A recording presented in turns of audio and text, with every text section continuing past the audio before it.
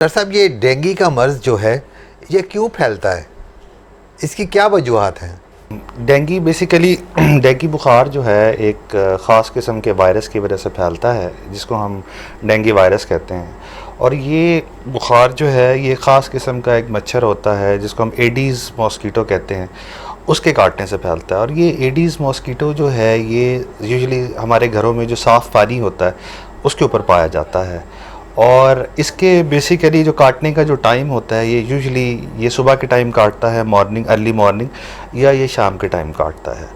और इसके बेसिकली जो अलामात हैं जो कि पेशेंट्स को स्टार्ट में होते हैं वो है बुखार होना, बुखार का बहुत तेज़ होना, सर में शदीद किस्म की दर्द होना, पसलियों में बहुत शदीद दर्द होना, और इवन समटाइम्स आँखों में भी बहुत ज़्यादा दर्द पेशेंट फ़ील करता है।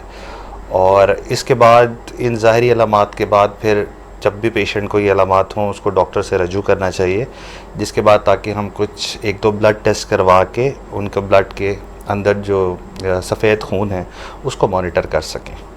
तो बेसिकली ये उसके इब्तदाई अलामात होते हैं डेंगू के। डॉक्टर साहब, इसके बचाव के क्या तरीके हैं कि इसे कैसे बचा जा सकता है? अनफॉर्चुनेटली पाकिस्तान में तो अभी ये वैक्सीन इंट्रोड्यूस नहीं कराई गई, लेकिन ये है कि यूएसए, यूनाइटेड स्टेट्स में कुछ जगहों पे ये वैक्सीन अवेलेबल हैं। इसमें बेसिकली बचाव किया जा सकता है। कुछ इक़्तिदाम जो हैं वो हुकूमत को करने चाहिए ताकि जो है जो इनके लार्वा हैं उनको एक इनिशियल स्टेज पे ही स्प्रे करके ख़त्म कर दिया जाए।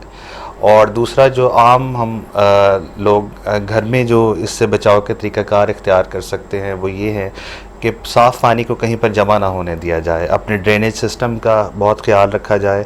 ख़ासकर घर में अगर कोई ऐसी चीज़ है जहाँ पर साफ़ पानी के जमा होने का ख़दशा है उसको मुकम्मल तौर पर उसका ख़ात्मा किया जाए।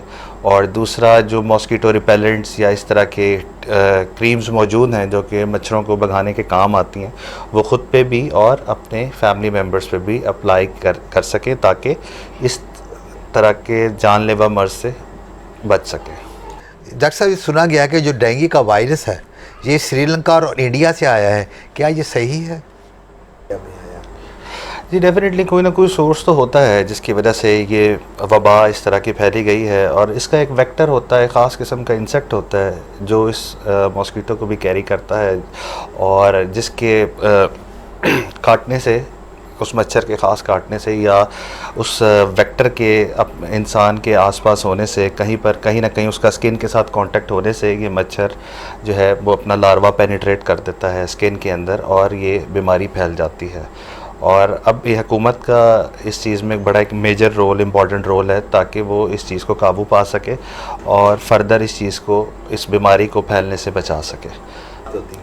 बेसिकली इसमें कुछ चीज़ें, बहुत सारे फैक्टर्स हैं इसमें। ऐसे हॉस्पिटल्स का भी कोई इतना कसूर नहीं है क्योंकि जब पेशेंट यूजुअली हॉस्पिटल में आता है इस बीमारी के साथ तो सम टाइम वो बहुत लेट स्टेज में प्रेजेंट करता है, जब उसके प्लेटलेट्स इस लेवल तक कम हो चुके होते हैं कि उसमें डेंगू की कॉम्प्लिकेशन आने के काफ़ी ख़तरात जो है ऑलरेडी पाए जाते हैं। जैसे कि डेंगू हेमरेजिक फ़ीवर है और उसमें हॉस्पिटलों में मुख्तलिफ डेंगू सेल्स बनाए जाते हैं जो कि जिसमें उन मरीज़ों को दूसरे पेशेंट से बिल्कुल अलहदा रखा जाता है, मॉस्किटो नेट्स लगाए जाते हैं, उनका प्रॉपर मॉनिटरिंग की जाती है। लेकिन सम टाइम्स कॉम्प्लिकेशंस हो जाती हैं पेशेंट्स के अंदर जिनको ऑलरेडी पहले हुआ हो और दोबारा अगर उनमें कोई इस तरह का हो तो उसमें ज़्यादा चांसेस होते हैं कॉम्प्लिकेशंस होने का। तो इसमें बहुत ज़्यादा फैक्टर्स हैं जिसकी वजह से पेशेंट्स क्रिटिकल हो जाते हैं और वो अपनी वक्त पे हॉस्पिटल में या किसी डॉक्टर से रुजू नहीं करते। ये एक उनका ख़ास एक रीज़न है, उनको अपने अलामात का पता नहीं चलता कि उनको डेंगू फ़ीवर हो चुका।